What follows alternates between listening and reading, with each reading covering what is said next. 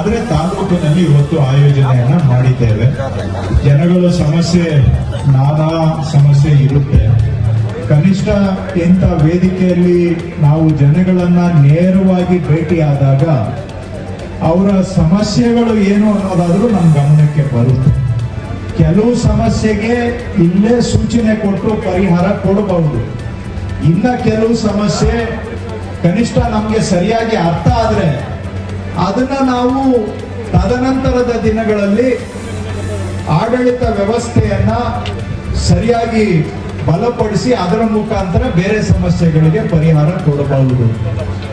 ಕೆಲವು ಸಮಸ್ಯೆಗಳು ನಮ್ಮ ಗಮನದಲ್ಲೇ ಇರೋದಿಲ್ಲ, ಕೆಲವು ನಮ್ಮವರೆಗೂ ತಲುಪೋದಿಲ್ಲ. ಆದರೆ ಈ ರೀತಿ ಜನಸ್ಪಂದನ ಕಾರ್ಯಕ್ರಮ ಮಾಡಿದಾಗ ಕನಿಷ್ಠ ಸಮಸ್ಯೆಗಳು ನಮ್ಮ ಗಮನಕ್ಕಾದ್ರೂ ಬರುತ್ತೆ. ಆ ನಂತರ ನಾವು ಇವತ್ತಲ್ಲ ನಾಳೆ ಅದಕ್ಕೆ ಒಂದು ಪರಿಹಾರ ಕ್ರಮವನ್ನ ರೂಪಿಸಬಹುದು. ಜೊತೆಗೆ ಮಂತ್ರಿಗಳನ್ನ, ಜಿಲ್ಲಾಧಿಕಾರಿಗಳನ್ನ ಭೇಟಿ ಆಗ್ಬೇಕಾದ್ರೆ ಯಾರೋ ಮಧ್ಯಸ್ಥಿಕೆ ಯಾರ ಮುಖಾಂತರನೂ ಹೋಗ್ಬೇಕು, ಯಾರೋ ಲೀಡರ್ನ ಕರ್ಕೊಂಡು ಹೋಗ್ಬೇಕು, ಇಲ್ಲ ಅಂತ ಹೇಳಿದ್ರೆ ಮಧ್ಯವರ್ತಿಗಳ ಮುಖಾಂತರ ಹೋಗ್ಬೇಕು ಅನ್ನೋದು ಜನಗಳ ನಂಬಿಕೆ. ಆದ್ರೆ ಇಲ್ಲಿ ನೇರವಾಗಿ ಭೇಟಿ ಮಾಡೋದಕ್ಕೆ ಅವಕಾಶ ಕೊಟ್ಟಾಗ ಇಲ್ಲಿ ಮಧ್ಯದಲ್ಲಿ ಯಾರಿಗೂ ಪುಡಾರಿಗಳಿಗೂ ಅವಕಾಶ ಇಲ್ಲ, ಮಧ್ಯವರ್ತಿಗಳಿಗೂ ಅವಕಾಶ ಇಲ್ಲ. ಜನನೇ ನೇರವಾಗಿ ಭೇಟಿ ಮಾಡ್ಬೋದು. ಇಡೀ ಜಿಲ್ಲಾಡಳಿತ ಒಂದು ಕಡೆ ಕೂರುತ್ತೆ ಅಂತ ಹೇಳಿದಾಗ ಜನಕ್ಕೂ ಎಲ್ಲ ಒಂದು ಕಡೆ ಅವರ ಸಮಸ್ಯೆ ಹೇಳ್ಕೊಳ್ಳೋದಕ್ಕೆ ನೇರವಾಗಿ ಅವಕಾಶ ಸಿಕ್ಕಂಗೆ ಆಗುತ್ತೆ. ಸೊ ಹಾಗಾಗಿ ಆ ಉದ್ದೇಶದಿಂದ ಇವತ್ತು ಈ ಜನಸ್ಪಂದನೆ ಕಾರ್ಯಕ್ರಮವನ್ನು ಹಾಸನ ಜಿಲ್ಲೆಯಲ್ಲಿ ನಾವೆಲ್ಲರೂ ಸೇರಿ ಶಾಸಕರು ಕೂತ್ಕೊಳ್ಳಿ ಪ್ಲೀಸ್, ಶಾಸಕರು, ಸಂಸದರು, ಜಿಲ್ಲಾ ಆಡಳಿತ ಎಲ್ಲರೂ ನಾವು ಬಹಳ ಸೀರಿಯಸ್ ಆಗಿ ತಗೊಂಡು ಇದನ್ನ ಮಾಡಿಕೊಂಡು ಬಂದಿದ್ದೇವೆ. ಈಗ ಉದಾಹರಣೆಗೆ ನಾವು ಹಾಸನಲ್ಲಿ ಫಸ್ಟ್ ಮಾಡಿದಾಗ 860 ಅರ್ಜಿಗಳು ಬಂದಿತ್ತು. ಆ ನಂತರ ಚನ್ನರಾಯಪಟ್ಟಣ ಮಾಡಿದಾಗ 1069 ಅರ್ಜಿ ಬಂದಿತ್ತು. ಸಕಲೇಶ್ಪುರದಲ್ಲಿ 964 ಅರ್ಜಿ ಬಂದಿತ್ತು. ಈ ಒಟ್ಟು ಎಲ್ಲ ಸೇರಿದ್ರೆ 2893 ಅರ್ಜಿಗಳು.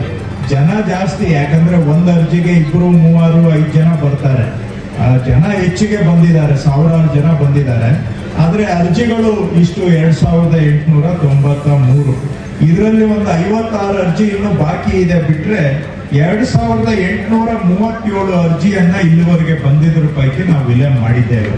ಅಂದ್ರೆ ಸುಮಾರು 99% ಅಷ್ಟು ವಿಲೆ ಮಾಡಿದ್ದೇವೆ. ಅದರಲ್ಲಿ ಕೆಲವು ಸಮರ್ಪಕವಾಗಿ ವಿಲೆ ಆಗಿಲ್ಲ ಅಂತ ಹೇಳಿದಾಗ ನಾನು ಸೂಚನೆ ಕೊಟ್ಟಿದ್ದೆ ಜಿಲ್ಲಾ ಆಡಳಿತಕ್ಕೆ. ಅವುಗಳನ್ನ ವಿಲೆ ಆಗಿದೆ ಅಂತ ತೋರಿಸಿದ್ರು ಕೂಡ ಅದು ಸರಿಯಾಗಿ ಆಗಿಲ್ಲ, ಹಾಗಾಗಿ ಅದನ್ನ ಮತ್ತೊಮ್ಮೆ ಪರಿಶೀಲನೆ ಮಾಡಬೇಕು ಅಂತ ಸೂಚನೆ ಕೊಟ್ಟು ಸೆಕೆಂಡ್ ಟೈಮು ಕೂಡ ಅವುಗಳನ್ನ ನಾವು ಕರೆಕ್ಟ್ ಆಗಿ ವಿಲೆ ಮಾಡೋದಕ್ಕೆ ಸೂಚನೆಯನ್ನ ಕೊಟ್ಟಿದ್ದೇನೆ. ಈಗ ವಿಲೆ ಮಾಡಿದೀವಿ ಅಂದ್ರೆ ಎಲ್ಲ ಪರಿಹಾರ ಆಗಿದೆ ಅಂತ ಅಂತೂ ನಾನು ಹೇಳ್ತಾ ಇಲ್ಲ. ಯಾಕಂದ್ರೆ ಕೆಲವರು ಬರೋದು ಸಮಸ್ಯೆಗಳು ಅದು ಇಲ್ಲ ಸಿವಿಲ್ ಕೋರ್ಟ್ಗೆ ಬರ್ತದೆ, ಇಲ್ಲ ಅಂತ ಹೇಳಿದ್ರೆ ಮಾಡಕ್ ಆಗದೆ ಇರೋ ಕೆಲಸನೂ ಕೇಳ್ಕೊಂಡು ಬರ್ತಾರೆ. ಇಲ್ಲಿ ಕೇಳಬಾರ್ದು ಅಂತ ನಾವ್ ಹೇಳಕ್ ಆಗೋದಿಲ್ಲ. ಜನ ಅವರು ತಿಳಿದಿದ್ರೆ ನಮಗೆ ಕೇಳ್ತಾರೆ. ಆದ್ರೆ ಕಾನೂನಿನ ಚೌಕಟ್ಟು ಒಳಗಡೆ ಏನು ಸಾಧ್ಯ ಅದನ್ನ ಮಾತ್ರ ನಾವು ಮಾಡಬಹುದು. ಜನ ಕೇಳಿದ್ ಎಲ್ಲಾನು ಮಾಡಕ್ ಆಗೋದಿಲ್ಲ. ಇಲ್ಲಿಗಲ್ ಮಾಡಿ ಅಂತ ಹೇಳಿದ್ರೆ ನಾವು ಮಾಡಕ್ ಆಗುತ್ತಾ? ಅವು ಆಗೋದಿಲ್ಲ. ಇನ್ನೆಷ್ಟೋ ಜನ ಬರ್ತಾರೆ, ಅವ್ರದ್ದು ಪಕ್ಕದ ಜಮೀನವ್ರದ್ದು, ಅಣ್ಣ ತಮ್ಮಂದ್ರದ್ದು, ದೊಡ್ಡ ಚಿಕ್ಕ ಮಕ್ಕಳದು ಅವ್ರದ್ದೇನೋ ಜಗಳಗಳು ಇರ್ತವೆ.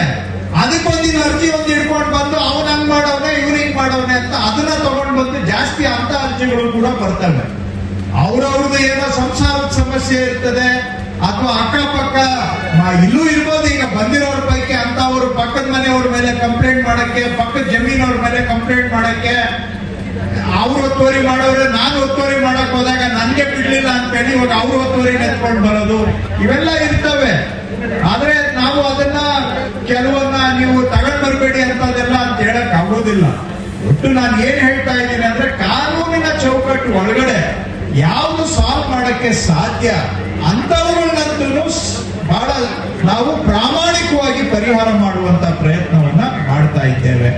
ಈ ಜಿಲ್ಲೆಯಲ್ಲಿ ದೊಡ್ಡ ಸಮಸ್ಯೆ ಅಂತ ಹೇಳಿದ್ರೆ ಮತ್ತಷ್ಟು ಸುದ್ದಿಗಳಿಗಾಗಿ ನೋಡ್ತಾ ಇರಿ ಪಬ್ಲಿಕ್ ನ್ಯೂಸ್ 24x7.